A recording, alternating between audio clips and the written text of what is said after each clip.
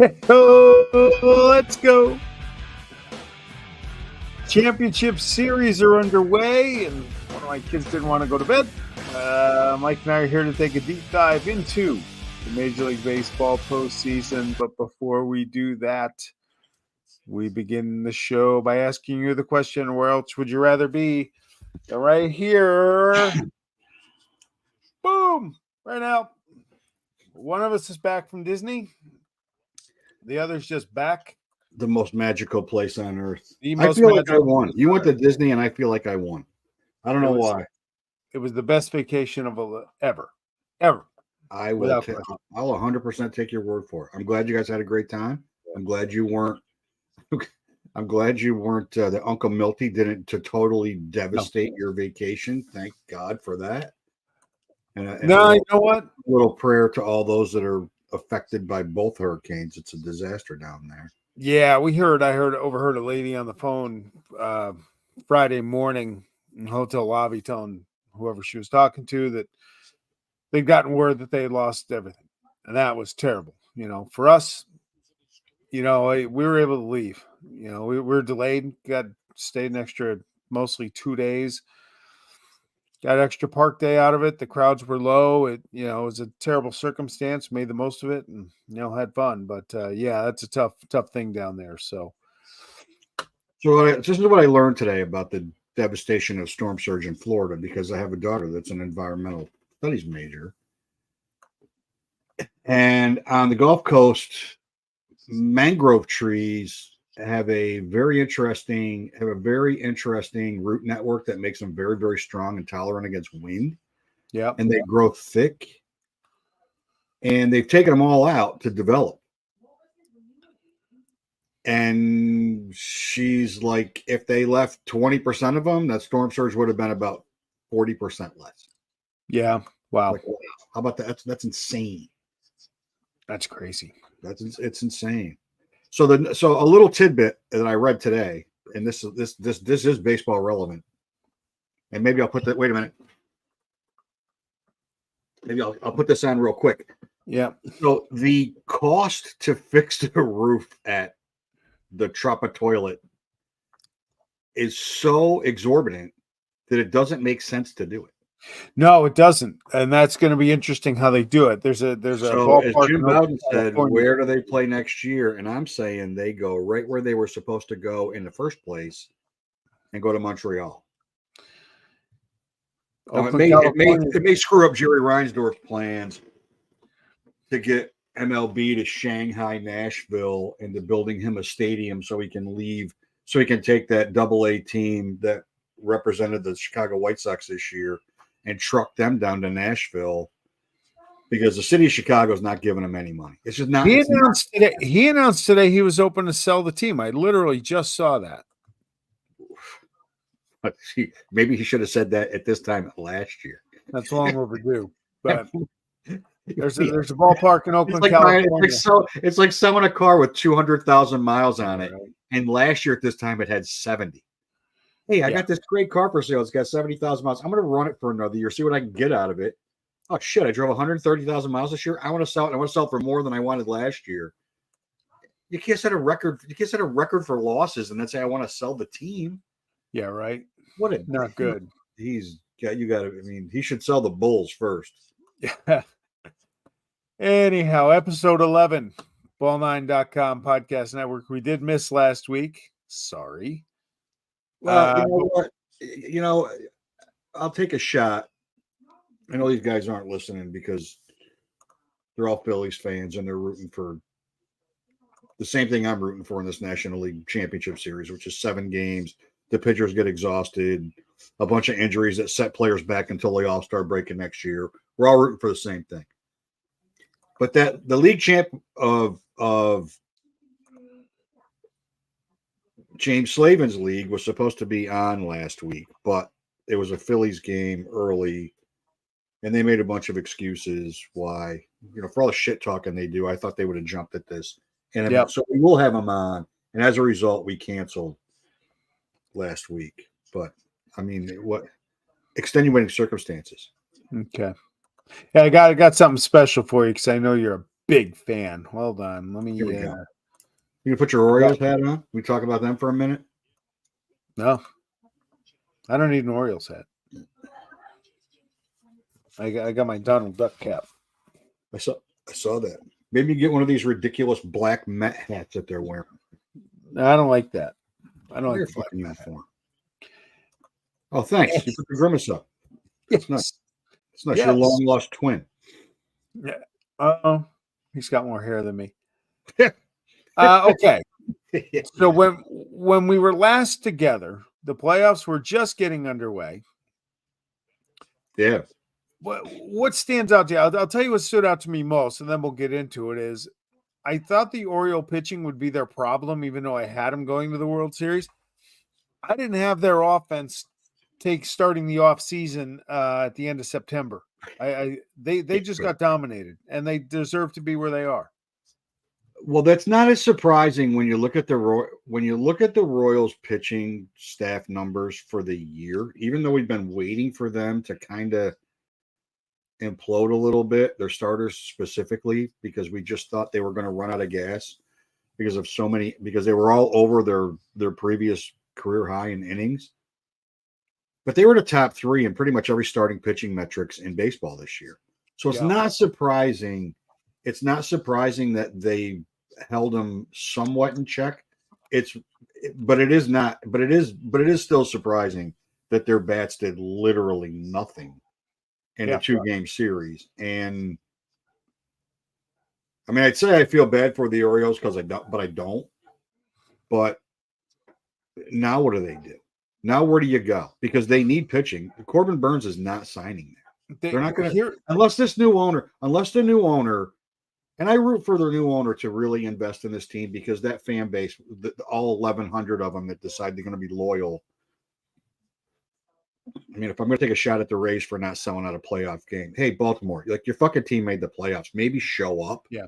Like there should not be seats available. Like I don't care what. I mean, you've been starving for the playoffs and for a good team. I said this in April, May.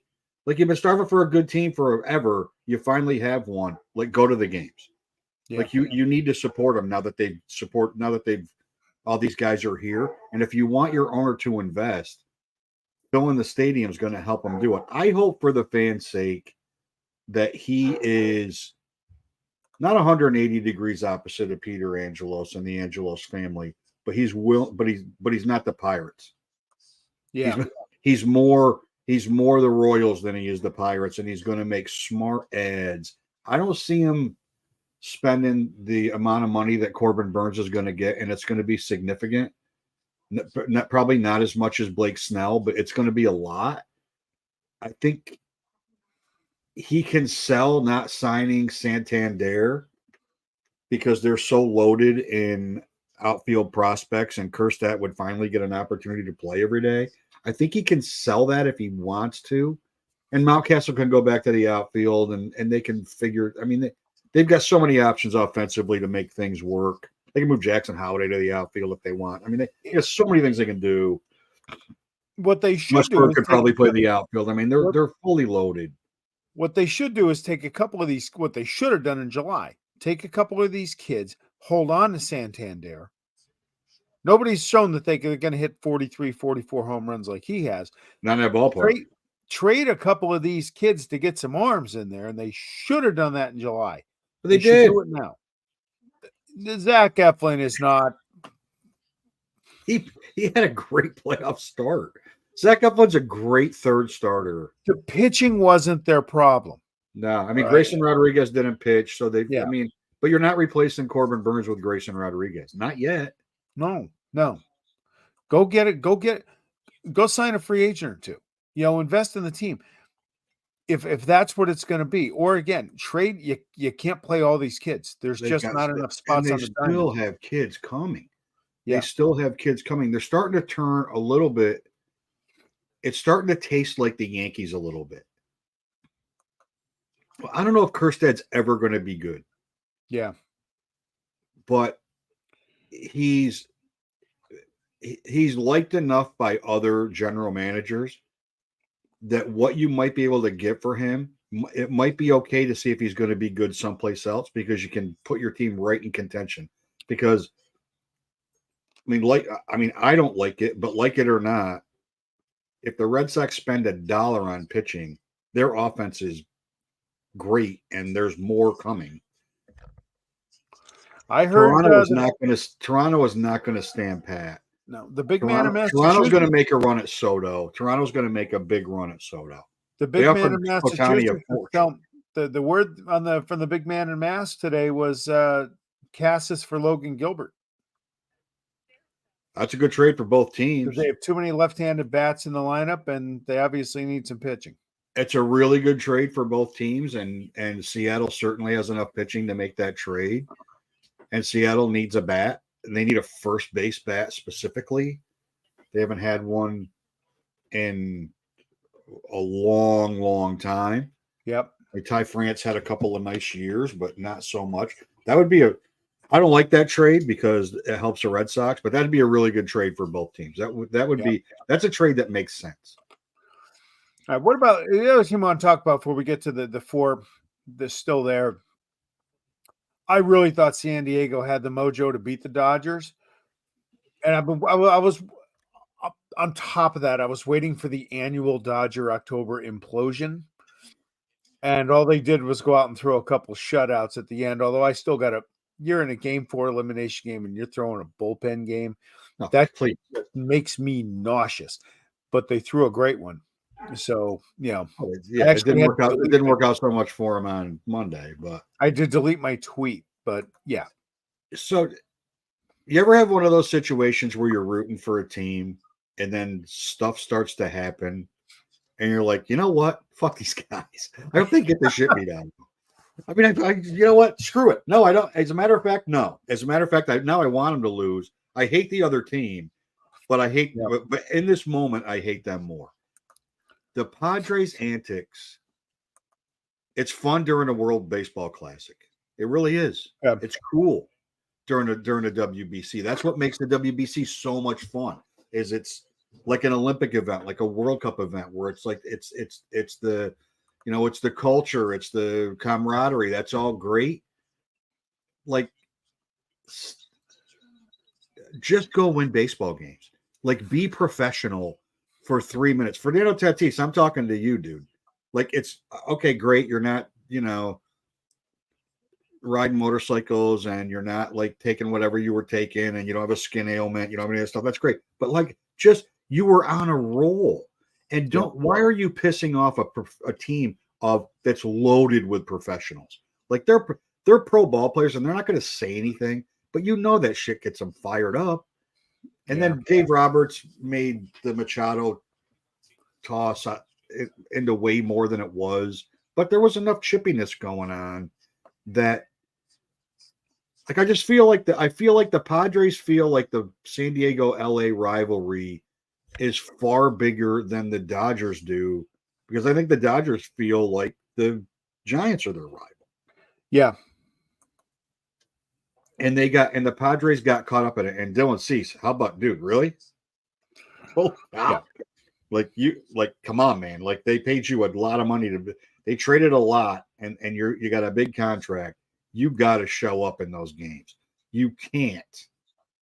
You can't throw out what you threw out. You can't. Yep. Yeah, but I was hoping the Padres started rolling, and I'm like, man, this is gonna be great. We're gonna be talking about how Dave Roberts is a terrible manager. I don't have to watch this 6 batters to Ohtani bullshit anymore. This is gonna be great. And then a tongue wag and a ball toss, and then they don't get another run. Yeah, like, literally. Yeah. That's terrible. I mean, it's terrible. They didn't score a run for 24 innings. Yeah. The last 24 innings of the series, they got no runs. That gets you on the golf course on October 16th. Yeah, they're in Cancun hanging out with the NBA players. All right. So, current day, I'm disappointed that I really wanted the Tigers to advance, mostly because Cleveland, just no disrespect to them. I love Stephen Vogt. They had a great year. They're just boring as shit. From the uniforms on that, they're dull. Bring back Chief Wahoo. Is that what you just said? Yeah, they should, by the I way. agree. That's just my opinion. Indian Shared heritage in my opinion. background. I think I'm qualified to make that statement. Yeah, the It's a opinions tribute. of fantasy baseball now do not necessarily reflect the opinions of the average Joe, but that's our opinion. No. Bring back Chief Wahoo. I'm just Or make saying. them fighters, for God's sake, please. I think that stuff. It's a nice. It's a tribute. Okay, you don't like the character. I get it, but it's a tribute to heritage and stuff. So anyway, I know you're the Yankee fan. Take a step off your soapbox for a minute. I don't think Cleveland's got a shot. Maybe this thing goes 5, right? It's not coming back to New York. For this reason, the Yankee pitching, who I bashed all season, especially our last show, has been lights out. Where the hell Luke Weaver come from? The bullpen? Holy, you got to be kidding me. Yeah. Like really, honestly, the bullpen. And that's why the Guardians can't win. I don't believe. I can't count them out because neither of us thought they were going to be as good as they were coming into the season. You were higher on Detroit than I was. I was higher on. I mean, we probably flip-flopped Detroit and Kansas City when I go back and review what we picked for that division. We probably, and I think we thought I like Minnesota way more than you do. I just thought we thought Cleveland was going to be 85, 88 wins and grind it out. They play good baseball, right? They can't make mistakes, but their starting pitching has been not great all year. Losing Bieber hurts. Tristan McKinney, losing him actually helped because he sucked when he pitched. So that did, but they've relied so heavily on their bullpen, and they use the bullpen in a lot in every single game in the Detroit series. And they had to go to them super early last night, even though there's an off day today. I just think the bullpen is overused at this point. And because of that, and the way the Yankees right now are grinding at bats, like 5, 6, 9 walks a game. I mean, they're like they grounded out against Kansas City, like a ton of walks, and Kansas City doesn't walk people. So like their chase rate's way down. And I think that when you're relying on your bullpen to that extent, using them every 2 or 3 days is a different look for batters than using them every day. Yeah. And because of that, I don't think they can come back. But you can't count them out. Oh, I am. They're done. DUN done. Can't count them out. And I'm, I'm a pessimistic Yankee fan, waiting for something ridiculous to happen. I mean, Cole sucked. Cole's not very good last night, but they still found a way. So, but will it come back to New York? I had Yankees in 6 coming into this series. That's what my prediction was. I hope it's not. I hope they can close this out in Cleveland. I don't care where they celebrate as a Yankee fan, but it's going to be difficult. Now the crowd's going to be great. It's going to be jam packed. The energy is going to be great. It's a great baseball town. I enjoyed going to games there. Like they're really into it. When they're into it, they're into it. Like it's a tough place to play. But if the Yankees can get that Rodon for a few more starts, wow. I mean, that's what you paid for. That was the contract right there, right? Yeah. Oh, the Metropolitans have loaded the bases with 1 out in the bottom of the second, down 2-0. Walker Buehler. We'll talk about the Yankees. Soto, Judge, even Stanton hasn't hurt himself in quite a while. Feel like they're not deep down that lineup, but those guys just cause so many problems. It's the playoffs have been Volpe, Rizzo in this series, Verdugo, Glaber's been on fire. And when you get that little bit of length out of the line, I mean, Glaber's been amazing in the playoffs. He's been great. When you get that extra contribution, Judge, until last night, the last 3 games, Judge is pretty much squared up pretty good. But until the last 2 games, Judge has been a non-factor in the playoffs. It was Soto against the Royals. I mean, it was Soto. I mean, he hit a moonshot the other night. It was just like, I mean, usually they get out in a millisecond, but it's hard to pitch to. I mean, it's as hard as it is to pitch to Ohtani, then Betts, then Freeman. It's equally as hard to pitch to Soto and Judge. And how about Stephen Vogt last night, intentionally walking Soto to get the Judge? Man, that takes some giant balls. I mean, that's why I like Stephen Vogt. And Ron Darling said it during the game. And to me, Stephen Vogt's manager of the year because Absolutely. in the American League, because your first managerial job in a team and on a team that people thought were going to regress because the now Cincinnati Reds manager, Terry Francona, had him playing a certain style of baseball. I mean, Darling said he's managing the game by feel right now. And his feeling last night was it'll be better for me to try to get a hard hit ground ball out of Judge than to pitch to Soto and have Soto beat me, because right now Soto's swinging the bat better. Yeah. I mean, it just takes an incredible amount of balls, but it also takes knowledge of the game and how many times have catchers made unbelievable managers because their feel for the game, they're so in the game when they're behind the plate that's the way they're wired to think all the time. I mean, I can't speak highly enough of the job he's done with that team this year. Yeah. And I know you're a huge Stephen Vogt fan, but I mean, I always respected him, but man, I'm a huge Stephen Vogt fan as a man. He's a legend in Oakland, California. He really is. Should be. Too. I mean, anybody who's last at bat gets announced by his 3 kids. Yep. Like that's enough to make him legendary to be. I mean, that shows you what they thought of what the organization, not the ownership group, the ownership regular people, the baseball people, not the Gap people. Shows you what they thought of him and how well respected he was. And he homered that game too, which was awesome. Crazy, right? All right, let's go to the NL. I know you're a big fan. Again, take a step back. I'm a huge fan. Take a step back on the Metropolitans. Okay, you're on them all year.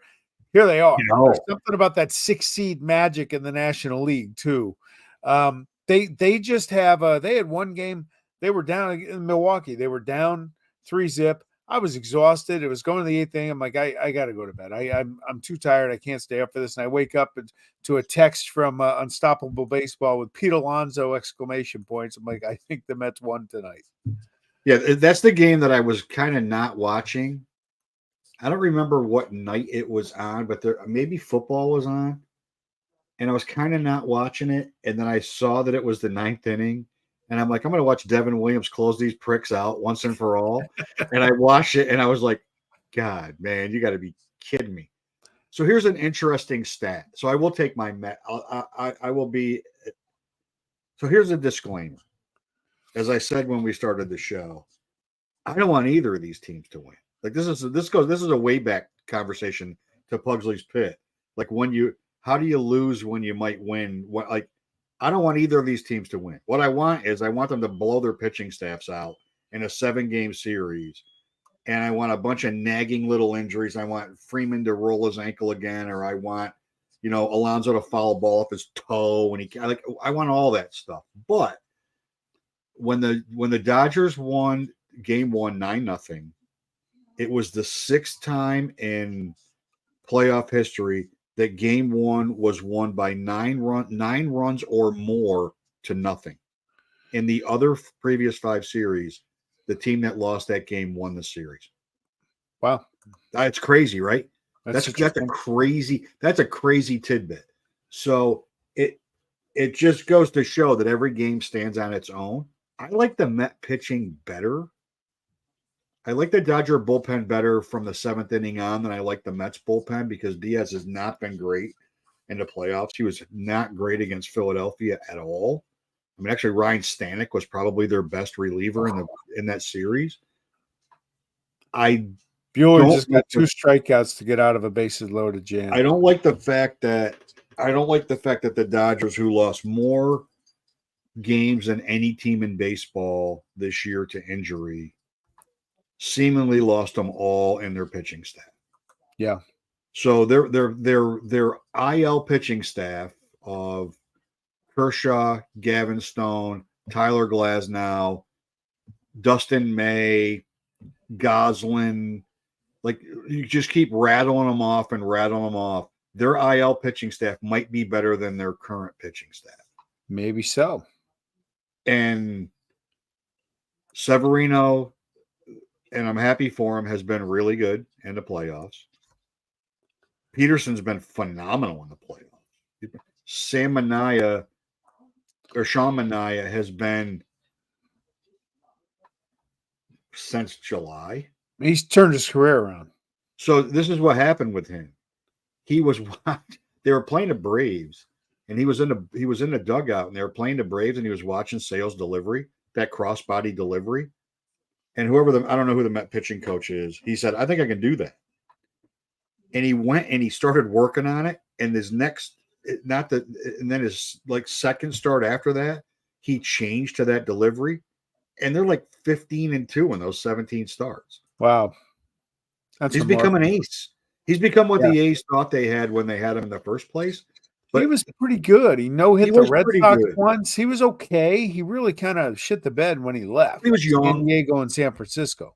But he was young, right? So it was so okay when you're young is okay, right? Like not everybody's Paul Skeens. That doesn't happen. So like okay is okay when you're 22. When he got probably that's what he was when he got called up. Welcome Dennis Durkee, by the way. Oh, hi Dennis. We got a thumbs up from Dennis. Well, it'd be nice if Dennis. Hey Dennis, I'm tailgating on Saturday. If you can rush something up here for Friday, that'd be nice. I have a message for Dennis. I know you won the other day, but Justin Fields sucks and Russell Wilson is worse. So enjoy your victory. Enjoy your 80% fans in my stadium. That's fine. I expect that. But it's nice as a Jet. It's nice as a Jet fan going into a Steeler game for the Steelers to grab a headline by thinking about starting there used to be a thing that stood outside of cigar stores that depicted the Native American culture. And that's about how much he moves in the pocket right now. So yes, anyway, please start. But thank you for joining us, Dennis. Yeah, the Sausage King of Texas. All right, so the Dodgers. I mean, can the Mets? They're down 2-0 tonight. Yeah, but 1-1. They've had it, but here's the thing with the Mets. Even that night they rallied to knock off the Brewers. You got to get that 27th out against the Mets. And that's the hard thing to do with them. You got to put a stake in their heart. I mean, Lindor's grand slam against the Phillies, like they don't quit playing a game. No, I mean they don't quit. They play. Like they do not quit. That part of me wants the Dodgers to lose because I have Shohei Ohtani fatigue. He's up right now, by the way. But don't leave. I know, no batters to Ohtani. I wish we had the graphic for that. You brought up Philly. How's the city mourning that unexpected defeat? Oh, they're not happy. Who aren't they happy with? Well, first of all, they laid down and died in that series. The offense didn't do squat. Yeah. The bullpen was disastrous. I mean, Hoffman was a mess. He was a mess. Strahm was a mess. I mean, I know Estevez gave up the grand slam, but he didn't load the bases. Yeah. I mean, the bullpen was a mess. The starting pitching was fine. Wheeler was lights out. Sanchez was lights out. Suarez was lights out. All three of them were great, but Schwarber was 2 for 19. I don't even know if Turner was on base. I mean, JT Realmuto didn't do anything. Brandon Marsh is going to get traded. So the natural uproar is you got to fire Topper. You got to nuke the pitch. You got to nuke the coaching staff. And just to fuel the fire, because Philly fans weren't pissed off enough that Nick Sirianni brought his kid, got into a shit-talking conversation after eking a win out against the Browns, and he brings his kids to the press conference. Can't fire me if my kids are here. Like, it's like nobody begging for their job to keep their job more than this dude. So the city's already fired up. Even in a win, they're all pissed off. And then the next day, the Phillies announce everybody on this coaching staff's coming back, and they get an extension. And they deserve it. They deserve it. Like, the record since Topper took over has been phenomenal. Like, they deserve it. They won the division.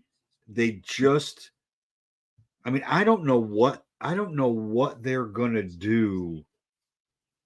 Like offensively, when Nick Castellanos is your best player in a series, then you're doomed in that lineup because that's not good. Usually, when he's their best player in a lineup, everybody else is clicking too, and he's the icing on the cake. He was their best hitter in that lineup, and then in tight games, they just the bullpen failed them in tight games, and then they start pressing, and then they're not hitting. And I mean, these guys played each other enough, and the scouting report's pretty clear on these guys. They don't have, everybody was healthy all year, so it's not like there wasn't like surprises. Like Johan Rojas played, but like throw him strikes and see what happens. He's one of those guys. So I don't know what they're going to do. The payroll's super high. I mean, they can't trade Nola because they just signed him. They won't trade. They're not going to trade Wheeler, obviously. They just re-signed they just extended Sanchez. They just extended Suarez. I mean, Lance Painter maybe is coming back next year from a second Tommy John. He may be ready. They're not going to get anything for Taijuan Walker, not a single thing. I don't know what the free agent relief pitcher market's going to look like. But I mean, their lineup is so, and honestly, for Phillies fans, it shouldn't be a surprise. They were 33-33 in the last 66, and they didn't play great in the second half of the season. Their lineup is so all in or nothing that they might need to get some balance. I mean, if Alec Boehm's going to get traded, I mean, they benched him. The guy made the All-Star team, and he had a horrible second half. So the mood on the Phillies is bad. The Flyers' mood is ambivalent. The mood on the Eagles, even after a win, is really bad. Really bad. Like, it just, Okay. We both like the Yankees. I'll speak for you on that. Let's get back to the NLCS. Who do you see coming out? The Dodgers. I think the Dodgers cleared that hurdle by getting by San Diego. They got check time for them. They rallied. I'd love to see the Mets continue on. It's hard to pick against the Dodgers, though. Well, I'm gonna go Major League front office conspiracy theory. What's better for baseball? A Subway Series or a Yankee Dodger World Series? I think a Yankee Dodger World Series. Yeah, the Dodgers are going to win a World Series. Dodgers are going to win the series. Yeah, I hope not. I'd love to see the Mets. I'd love a Subway Series, and the East Coast would be all over it. But I think that it's hard to. It's. I mean, I can't believe I'm saying this because I've been crapping on them all year, like literally literally all year.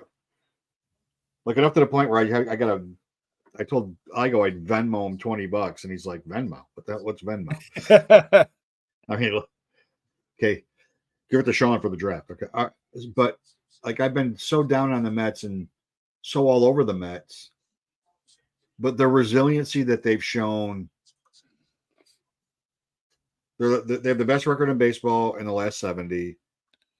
The resiliency they showed in the Brewer series and in the Phillies series, it's hard to not believe that the Mets are. I mean, it's the you got to believe thing. It's like, yeah, I feel like they're right back there. I feel like they're right back there, and they're playing like they don't care.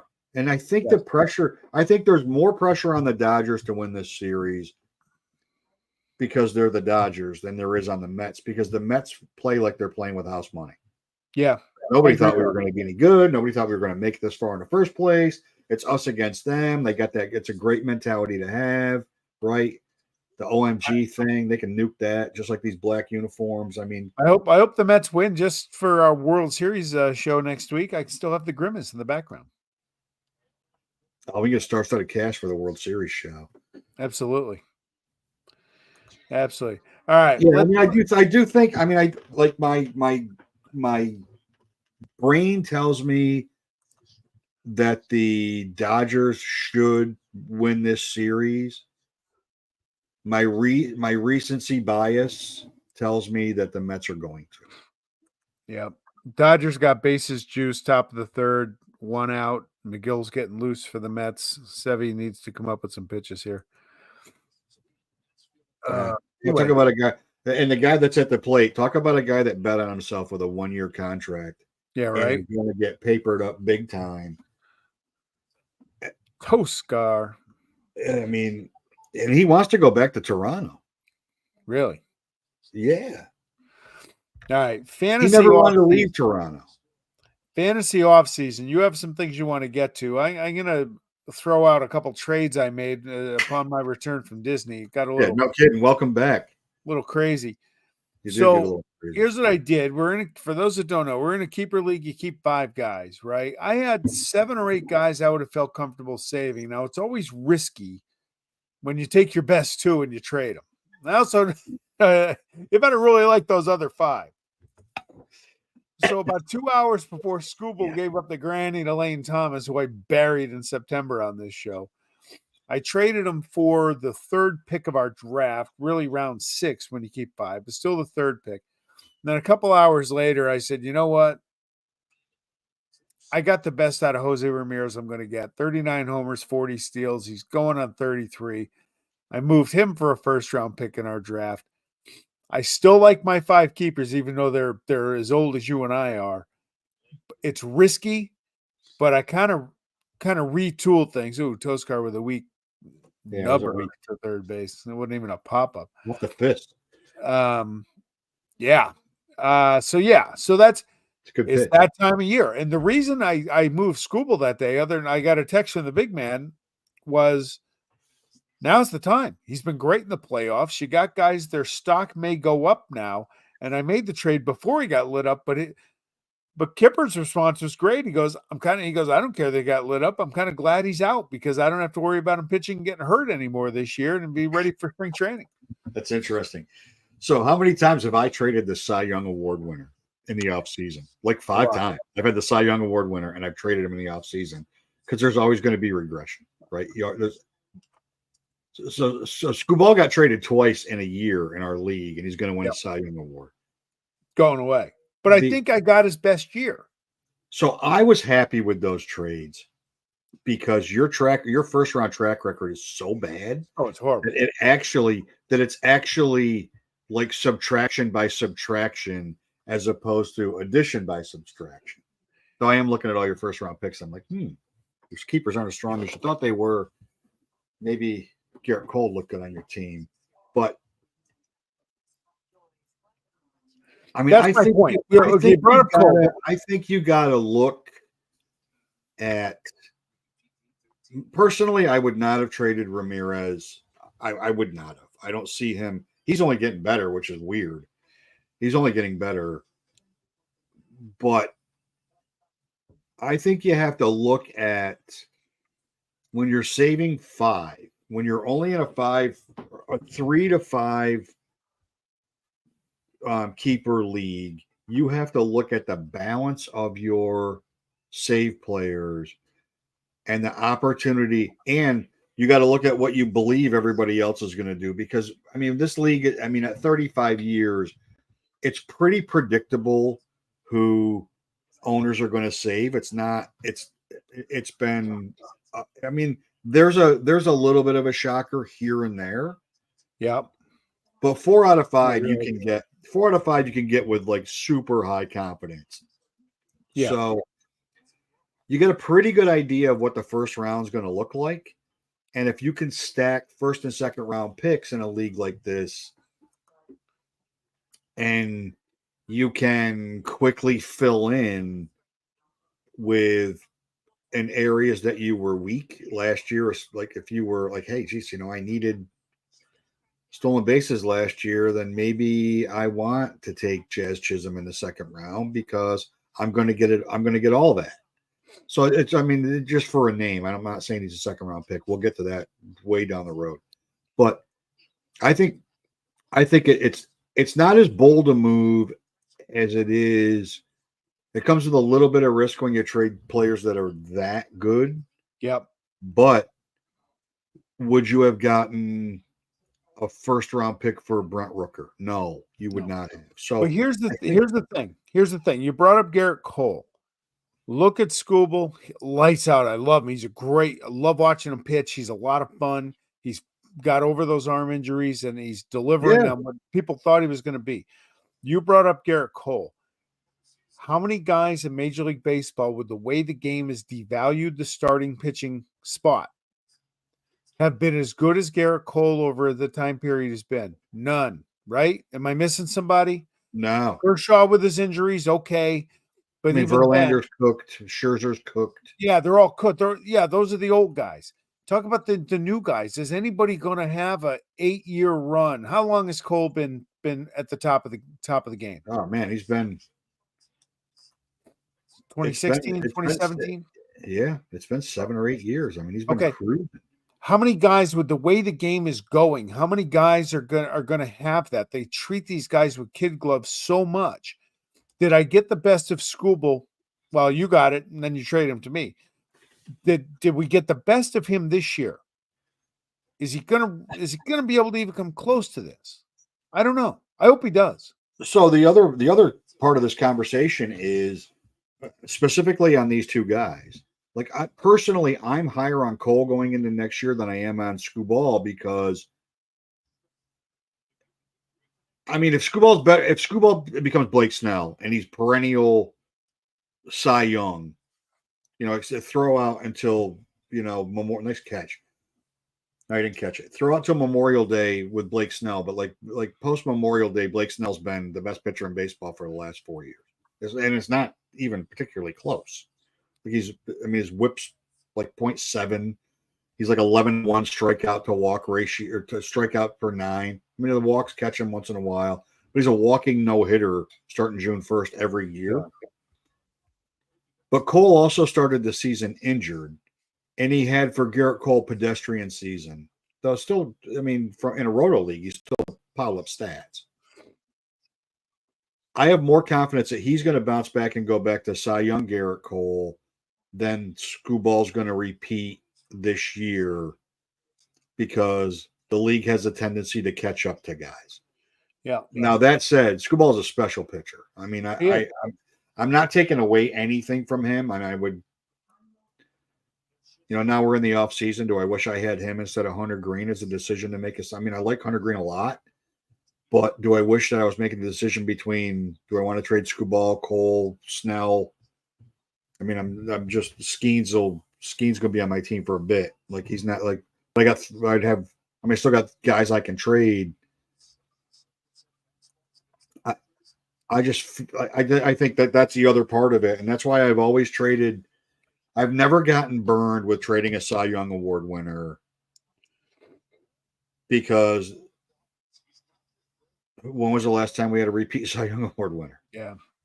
Like I said, it'll be interesting to see what happens. I hope School has another great year next year. I really do. I do too. Now, I mean, I'm happy that the Tigers are good. Now, look, I'm not done. I'm trying it with somebody. Please take Altuve. Give me a 7th round pick for him. I got to get this guy off my team. I hate his guts. But last year, maybe a 6.5. I think that's his shoe size. Last year, this time I had 2 number 1 picks. I traded one of them for Ramirez and Marcus Semien, who I unloaded to you right before he fell off the cliff. Holy cow. I'm not ruling out trying to do that again. If I see a gem there, I wouldn't rule that out. But yeah, we'll see. But somebody take Altuve, please. Now, what do you got? You're scouting. So cactus. So we just had a conversation about 3 to 5 player keeper leagues, but then we also can't forget that there's these deep dynasty leagues that are 40-man roster leagues. So I can't help myself. Like I follow the Arizona Fall League. I can't help myself. I mean, it's always fascinating to me I mean, this year it's a little more interesting to me because I mean, Encarnacion Strand is there coming back off injury. Nicole Montgomery's there. Nope. Costa Montgomery's there off a horrible year for the White Sox. I mean, he mimicked what the major league team did. I mean, DeLauder's there for the Guardians, and I'm pretty high on him.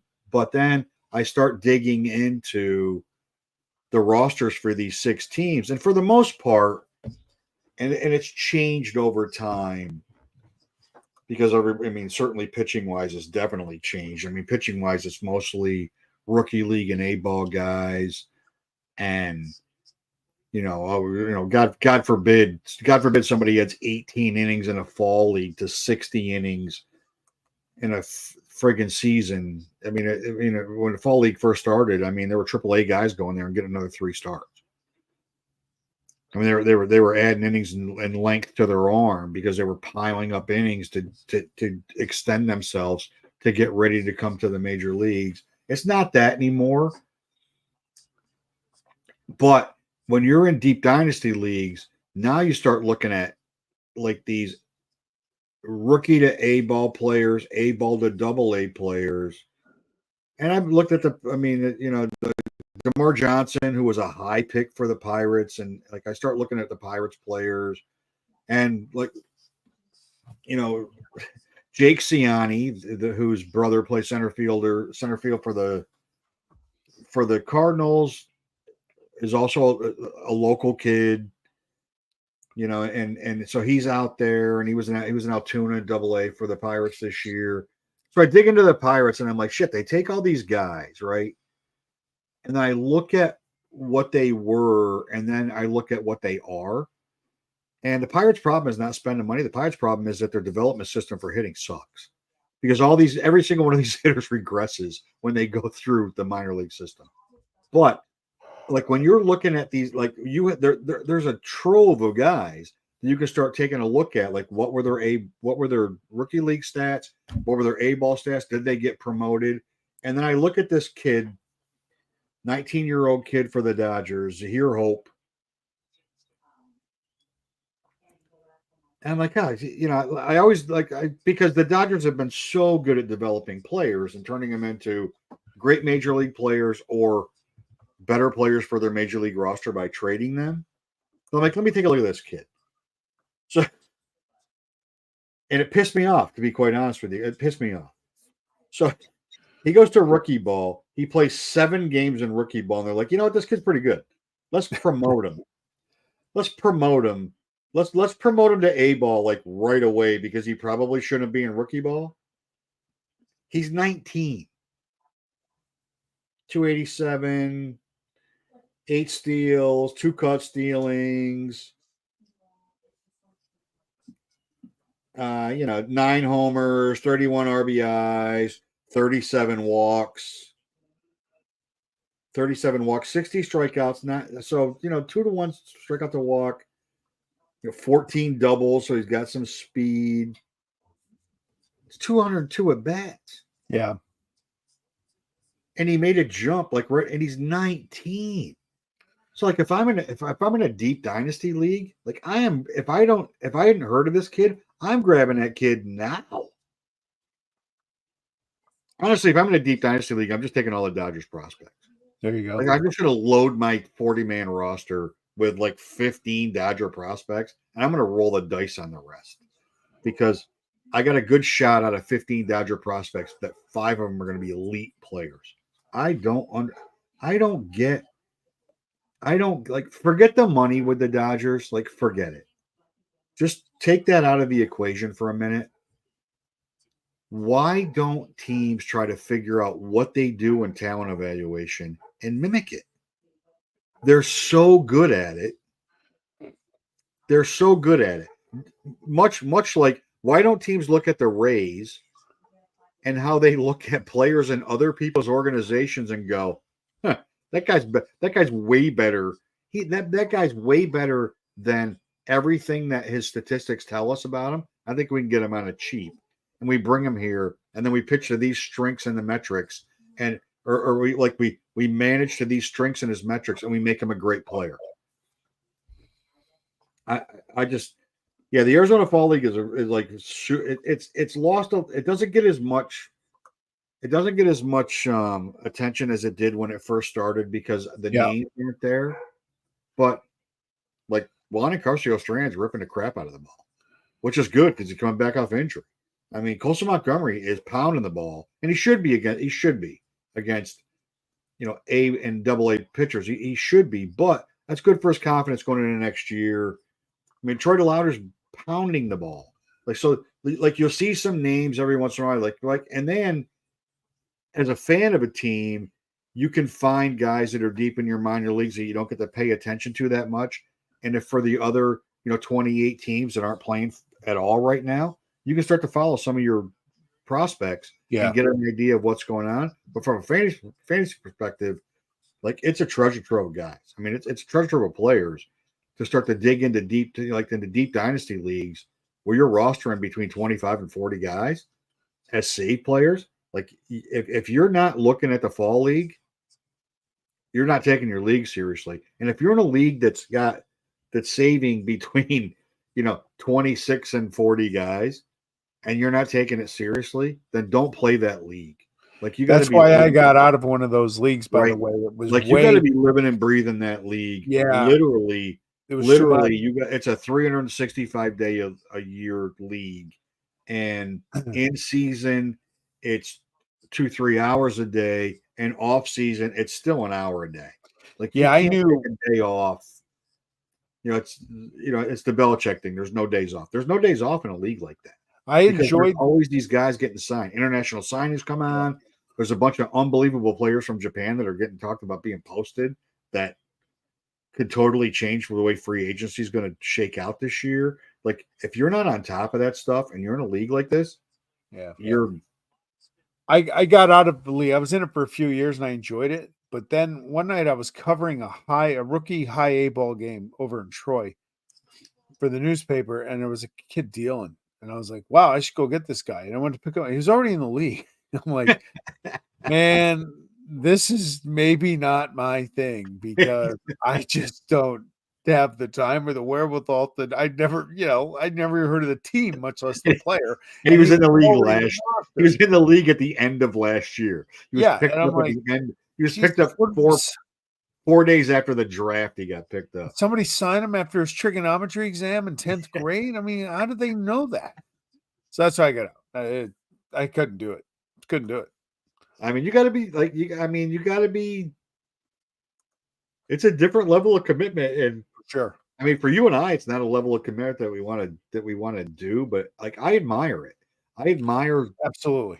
I admire folks that are in leagues like that because the level of commitment that it takes to be in a league like that, it's admirable. Yep. It really is. Yeah. I mean, you're grinding. You're like, they're talking about grinding. You're grinding that league every single day. For sure. Like right now, I'm just trying to get a goalie to make a fucking stop in fantasy hockey. Like, how about like, hey, it's behind you there. I lost by like 0.3 of a point to Icelanders hockey, and I may not answer the phone the next time he calls me because I don't want to hear it. So next week, I'm going to give you. Next week, we're going to go off the board a little bit, Alex. I'm going off the board, and I'm going to give you a recap of my son's complete and absolute shit talking after our basketball draft. First of all, if he wasn't such an idiot, sorry about that. If he wasn't such an idiot, I would be concerned about how good his team is going to be. But he's an idiot. Like we do this. This is a great conversation. So my son, at the time 17-year-old son, gets into our basketball league. He was co-manager with Sean 2 years ago, and I miss him. And you do miss him. Like, Sean's doing basketball just because Sean's doing basketball, and Wyatt was his co-owner, and Wyatt gets his own team last year, and like week one he starts shit talking. And I go, dude, this league has guys that have been in leagues together for 30 years and they are professional shit talkers. Yes. And there is no filter on the shit talking, and it's not a woke league. So you're going to get stuff that you're like, wow, they're saying that stuff out loud. Yeah, it was said out loud. Not just saying it out loud, we type it in print. Yeah, it's printed. You can screenshot it and share it with the world if you want to, because we don't give a flying fuck. It is what it is. You're in this league, and that lasted for 2 weeks. So this year, he started doing research and started like stacking his picks. I'm concerned, and I watch a lot of basketball because I love the NBA. I like college basketball. Period. He started doing research in September or like Labor Day. You know how much research I'm going to do? Since I really don't watch the NBA. I barely follow it. I don't have a favorite team. I don't have a favorite player. It's called ADP, average draft position. When am I up and who's at the top of being? I know. But like now because he's here, I've been trying to get in his head. And what I realized, you can't get into the head of something that's empty. So it's actually for naught. Like he's like you know what they say, when you know yourself, you know everybody. Like, I know I'm stubborn as shit. I have passed that down. So he is clearly, I've given him 3 things: stubbornness, addiction, and sarcasm. That's what I give him. Go get him, boy. So that he is so locked in that I can't even get in his head right now. Like, I can't bring up random guys. This guy's going to have it. And that's what I miss about our live draft. I miss about us. What I miss the most about us all being together. Then get in the car. Yeah. Well, that's okay. All right. That's get fair. In the car. Yes. For those that don't know, I'm talking into a microphone. There you go. Wonder why I'm hunched. And he's talking to me, by the way. So I'm just like, in case you're confused. In case you didn't get that. Get in the car. You didn't get that. Draft is still awesome. Yeah. There you go. See you in March. Fuck it. I'll come up next year. Fuck it. All right. Sweet. I mean, it's recorded. All right. I'll come up. I'm staying with you, but I'm coming up. You can stay here. I know. Boys will love it. It's fine with me.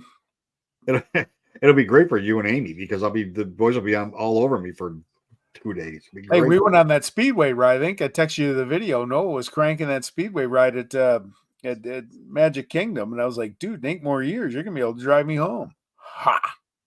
Hey, you can get him in a go. I guess you're getting a go-kart for Christmas. We already got one. No, I mean a go-kart, not the battery-powered bullshit. The Briggs and Stratton go-kart, and then add another Briggs and Stratton on the other side, and like get that thing going 40 miles an hour, and put a helmet on that kid, and let's go. Absolutely. I want to go fast. I would love to live stream our draft on this, but that would just not be appropriate.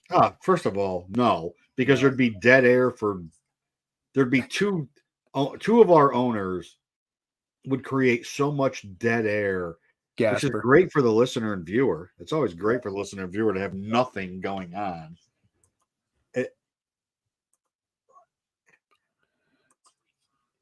I mean, it's just like not for the same reason we didn't put the Vitali Football League on. It's just not appropriate.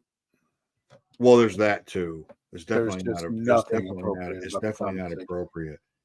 I mean, there's things that are said that are fine in small groups. Yes. And not recorded and not for the masses. And then there are things that happen that actually didn't happen. And they don't need to be memorialized in any way, shape, or form. All right, my man. I'm watching Dave Roberts right now explain his baseball knowledge when he's up 2-0 as opposed to when he's down 2-0. Because the down 2-0 interview would have been, I don't know what the fuck we're gonna do. I don't have the faintest idea. I mean, we're gonna have to. Hopefully, Shohei hits one out. That's what I'm rooting for right now. Yep. Hey, by the way, 5 more batters till Shohei. Yeah, there you go. Can we get off that? Can we not have the 5 more batters to Shohei thing? Fox, Well, thank you so much. let's just get the Mets to win this series and move on. All right, next week, World Series edition. Hopefully, we'll work on some special guests. Yeah, we're kind of grinding here for a couple of weeks, and then once the off season hits, we'll start doing strategy. We'll start doing position rankings. We will do our MVP, Cy Young, manager of the year. We'll do our rookie of the year. We'll do all that stuff, and then I want to do an all time in a tribute, because I'm still pissed off about watching that last game at Oakland. I want to do an all time fantasy Oakland A's Montreal Expos lineup, where you do the A's and I do the Expos, and we go through the what could have been and what baseball screwed 2 cities that still deserve to have baseball out of, and the legacy that is now. I mean, what's the legacy now? There's no legacy left. I don't even know. Like, what are they going to wear? They're going to wear golden, green, and white in Sacramento next year. Or are they going to wear purple and blue? I don't even give I a don't shit. know. It doesn't fucking matter. Then kiss my ass. That's all I know. Not the players. Owner. No. Look at. And that cowardly team Are you president. kidding? Are you kidding me with the way they galvanized this year? Jesus. I hope Dave Cabell keeps the same phone number so I can continue to call him and stalk and harass. It's not dead yet, my friend. No. It is not dead yet. Nope.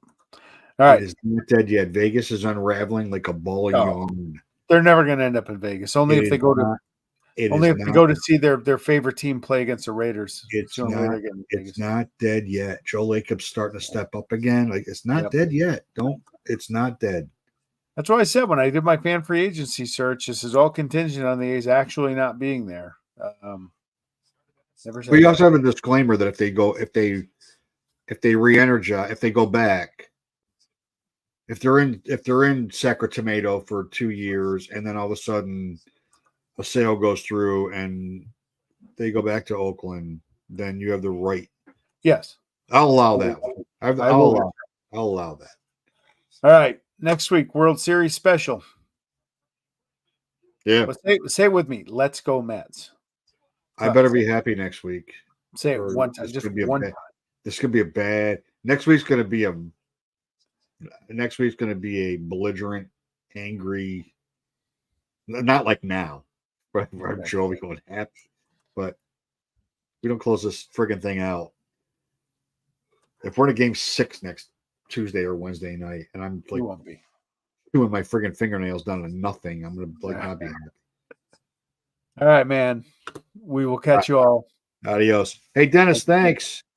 Yeah. Thanks. The Johnsonville brats are great. I don't think they're as good as Syracuse Sausage Company, but they're really good. All right. See you.